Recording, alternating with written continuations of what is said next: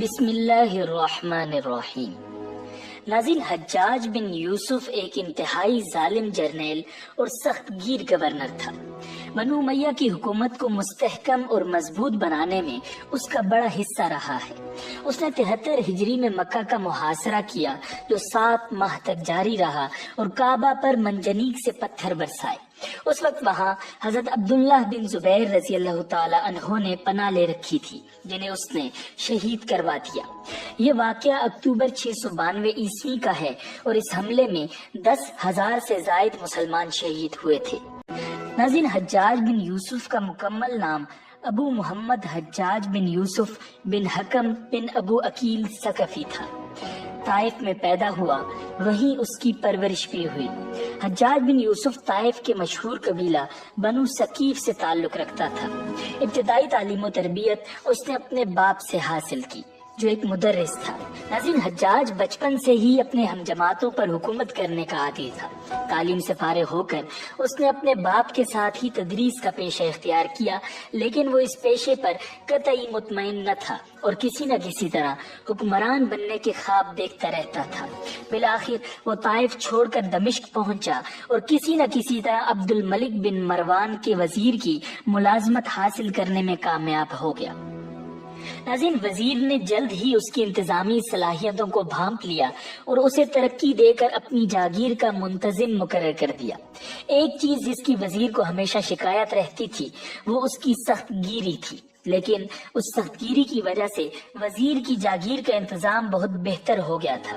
اتفاق سے عبد الملک کو اپنی فوج سے سستی اور کاہلی کی شکایت پیدا ہو گئی اور اس نے ایک محتسب مقرر کرنے کا فیصلہ کیا۔ وزیر نے حجاج کا نام پیش کیا، لیکن یہ وضاحت کر دی کہ یہ آدمی سخت گیر ہے، اس لیے وہ اس کے کاموں کے لیے جواب دہ نہیں ہوگا۔ اس طرح حجاج عبد الملک کی فوج میں شامل ہو گیا۔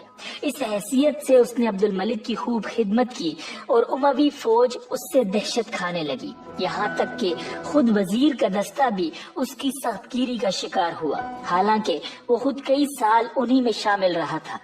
ناظرین، عبد الملک نے جب عراق پر حملہ کیا تو مصعب بن زبیر کے خلاف اس کے سخت اقدامات نے عبد الملک کو قائل کر دیا کہ حجاج اس کے کہنے پر کوئی بھی اقدام کر سکتا ہے اور اس کے لیے اخلاقی اور مذہبی حدود عبور کرنا کوئی مشکل کام نہیں ہے۔ ناظرین، عبداللہ بن زبیر رضی اللہ تعالی عنہ اس وقت مکہ میں پناہ گزین تھے اور عبد الملک کو ان کی حکومت ختم کرنے کے لیے کسی ایسے شخص کی تلاش تھی جو عبداللہ بن زبیر رضی اللہ تعالی عنہ کا خاتمہ کر سکے۔ چنانچہ حجاج بن یوسف کو اس مہم کا انچارج بنایا گیا۔ اس نے مکہ کی ناکہ بندی کر کے غذائی بحران پیدا کر دیا اور سنگباری شروع کر دی۔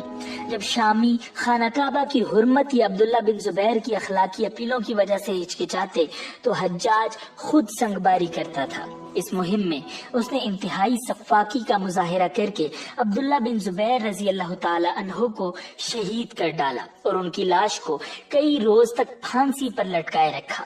اس واقعہ میں کعبہ کی بھی دیواریں منہدم ہو گئی تھی جو بعد میں دوبارہ تعمیر کی گئیں، اور اس مہم کا نتیجہ یہ نکلا کہ حجاج بن یوسف کو حجاز کا گورنر بنا دیا گیا۔ ناظرین، حجاج بن یوسف کو گورنر حجاز اس لیے بنایا گیا تھا کہ وہ اموی اقتدار کو اس مقدس سرزمین میں مستحکم کر ڈالے۔ چنانچہ کچھ دیر تک مکہ میں مقیم رہا۔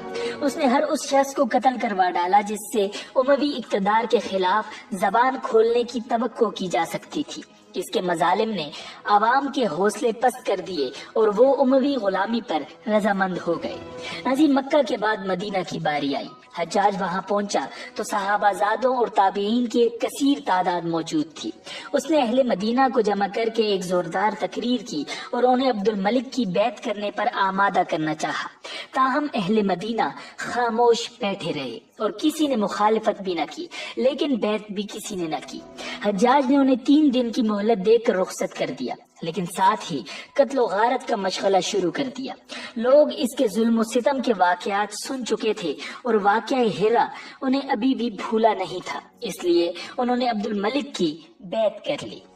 ناظرین، واقعہ ہرا ایک دل دہلا دینے والا واقعہ تھا جس میں یزیدی فوج نے واقعہ کربلا کے بعد مدینہ طیبہ پر بھی حلہ بول دیا تھا اور مدینہ میں قتل و غارت کا بازار گرم کر دیا تھا۔ مسجد نبوی میں گھوڑے باندھ دیے گئے اور مسجد نبوی میں 3 دن تک آذان بھی نہ دی جا سکی۔ حجاج نے معززین کی ایک فہرست تیار کر ڈالی اور ان سب کو یکے بعد دیگرے طلب کر کے بیعت لی۔ جس نے اموی حکومت پر تنقید کی اس کی گردن اڑا دی گئی۔ 2 ماہ تک اس کی بربریت کے بھرپور مظاہرے ہوتے رہے۔ بالآخر اس مقدس بستی کے باشندوں سے قیامت ٹل گئی اور حجاج کا تبادلہ عراق کر دیا گیا۔ ناظرین، عبد الملک نے اہل خراسان اور کوفہ و بصرہ کی باغیانہ روش کو ختم کرنے کے لیے حجاج کو گورنر مقرر کیا۔ اس نے صرف 12 آدمی ساتھ لیے اور 1000 میل کا فاصلہ طے کر کے بالکل غیر متوقع طور پر کوفہ پہنچا۔ کوفہ میں داخلہ کے وقت اس نے نقاب پہن رکھا تھا تاکہ لوگ اسے پہچان نہ سکیں۔ اس کے ساتھ ہی اہل کوفہ کو پکار کر مسجد میں جمع ہونے کا حکم دے رہے تھے۔ حجاج بن یوسف ثقفی مسجد پہنچا تو لوگ شرارت پر آمادہ تھے، کنکریاں ہمراہ لائے تھے تاکہ ان سے نئے گورنر کا استقبال کر سکیں۔ اس نے ممبر پر چڑھ کر نقاب الٹا اور ایسی تقریر کی کہ سب لوگ ڈر گئے اور انتہائی مرعوب ہو گئے۔ حجاج نے کوفہ کے لوگوں کو حکم دیا کہ جو لوگ محلب بن ابی صفرا کی فوج سے بھاگ کر کوفہ آئے ہیں وہ فوراً واپس چلے جائیں، ورنہ انہیں قتل کر دیا جائے گا۔ اہل کوفہ اس حد تک فرما بردار ہو گئے تھے کہ انہوں نے اس حکم کی فوراً تعمیل کی۔ ناظرین، حجاج کوفہ سے بصرہ پہنچا اور وہاں کے لوگوں کو مرعوب کرنے کے لیے بھی ایک زبردست تقریر کی اور فوج کی تنخواہوں میں کمی کر ڈالی۔ عبداللہ بن جارود ایک سردار نے اس کے حکم کے خلاف اپیل کی تو اس نے اسے جھاڑ دیا۔ اس پر فوج میں بغاوت ہو گئی اور فوجیوں نے حجاج کے خیمہ کو گھیر لیا، لیکن حجاج نے رشوت دے کر بہت سے لوگوں کو ساتھ ملا لیا اور اس طرح بغاوت دور ہو گئی اور اس کے قائد قتل کر ڈالے گئے۔ اہل عراق اس بغاوت کی ناکامی سے بہت مرعوب ہوئے تھے۔ ناظرین، حجاج بن یوسف نے حضرت انس بن مالک رضی اللہ تعالی عنہ جو کہ ایک مشہور صحابی ہیں ان کی شان میں بھی گستاخی کی اور ان کے لڑکے کو شہید کروا دیا۔ تاہم عبد الملک نے اس پر سخت گرفت کی اور حجاج کو حضرت انس بن مالک رضی اللہ تعالی عنہ سے معافی مانگنا پڑی۔ حجاج نے ولید بن عبد الملک کے عہد میں فتوحات پر زیادہ زور دیا اور سندھ اور ترکستان میں بے شمار فتوحات کی۔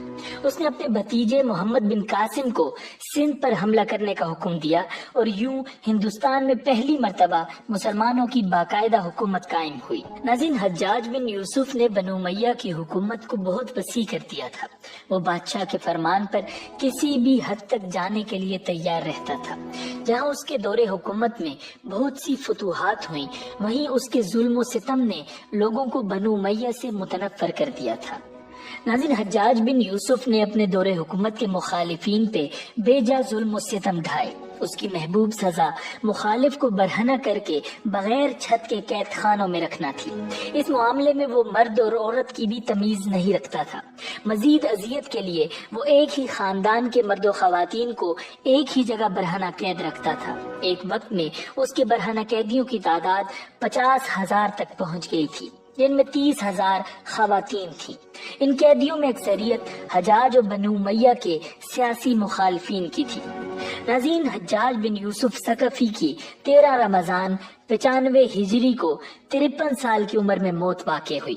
وہ شہر واسط میں آکلہ یعنی بہت زیادہ کھانے کے مرض کی وجہ سے مر گیا اور تاریخ کا سفاکانہ باب بند ہوا اور مسلمانوں نے اس کی موت پر سکھ کا سانس لیا۔